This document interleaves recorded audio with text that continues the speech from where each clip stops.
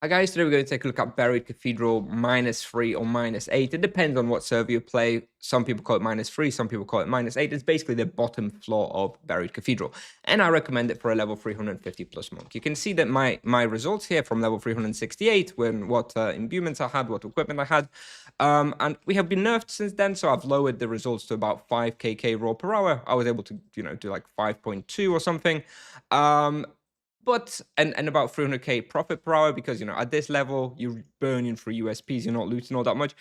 So it's a pretty good respawn for level 350. Like I give it an 80, but I think this respawn scales pretty well. I actually haven't been there since, but I do think that by the time you're like level 400, 450, this respawn scales actually pretty nicely, and you can push it to like 6kk raw by like timing like level 450.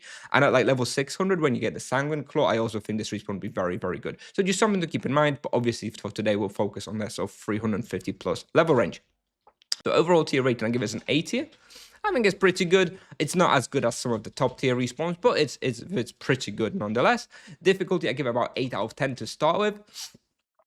Arachnophobicas do a lot of damage, Burster Spectres do a lot of damage.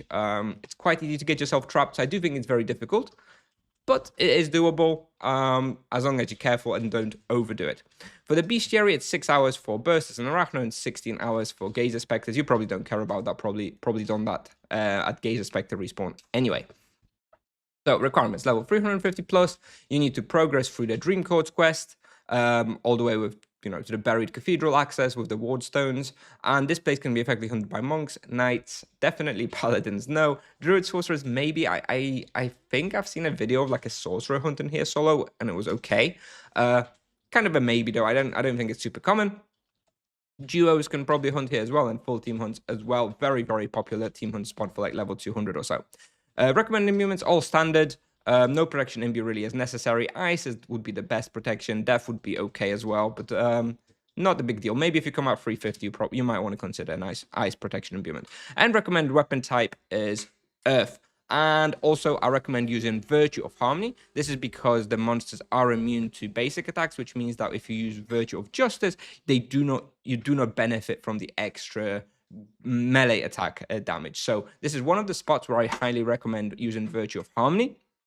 And I think there will be a big difference in that. So yeah, make sure to use Virtue of Harmony. Supplies per hour, when you first come, it's around 1600 Ultimate Spirit Potions per hour. Obviously, Transcendence Potions as well.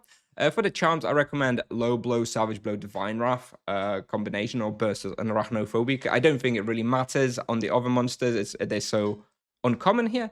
But yeah, Low Blow, Savage Blow, or Inflame also would be okay on Burster, and then whatever else on the Arachnophobic. Divine Wrath is probably best. I think she's like 140% to Holy, so that's going to be very, very good. For the wheel, I recommend Tier 1 Ascetic, probably.